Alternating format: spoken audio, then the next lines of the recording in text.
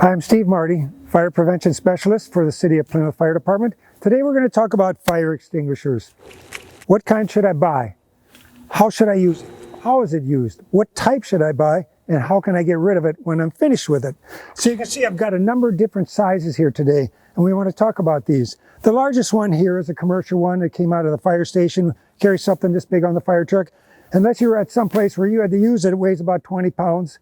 You wouldn't have to worry about that. These three could be in your home, and these three are from my home.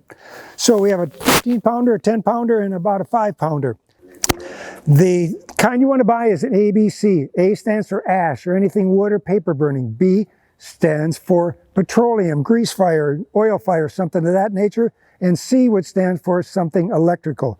So this kind of extinguishers, all three of these are ABCs, they would work on almost any kind of fire. That's the kind you'd want to buy. You can get these at Home Depot, Lowe's, hardware stores.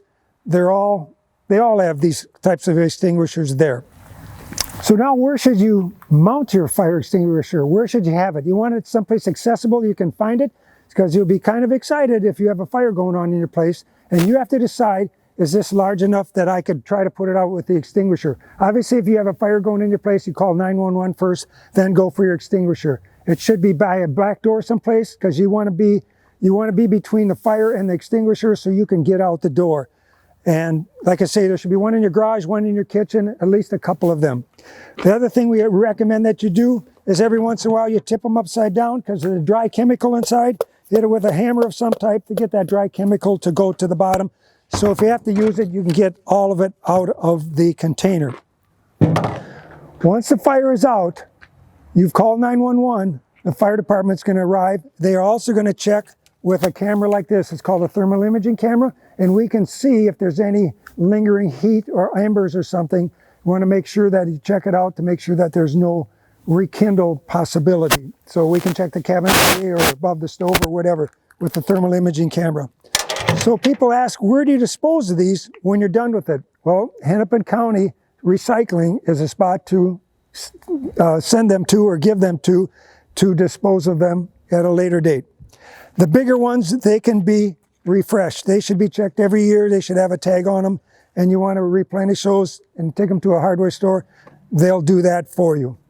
Hopefully this has been informative for you. The last thing we're going to do is actually start a little fire and put it out with an extinguisher. So now we're going to talk about how do we put out this small fire that we think we can handle. Hopefully you should have called the fire department by now. So grab your extinguisher and remember the acronym PASS, P-A-S-S, P-A-S-S.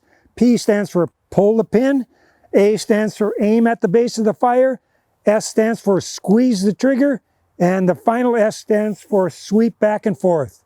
So let's give that a try. We'll have firefighter Peterson light a fire here for us and we'll put it out.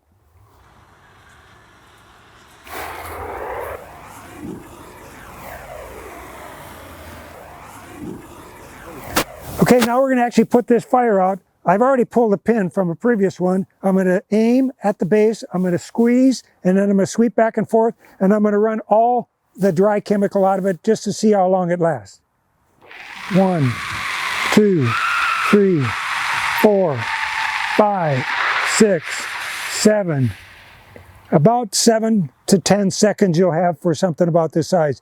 Usually enough to put the fire out as we did here. So thank you for watching our video. If you have any questions about fire extinguishers, feel free to call the fire department. We'd be glad to answer any questions you might have. Thank you.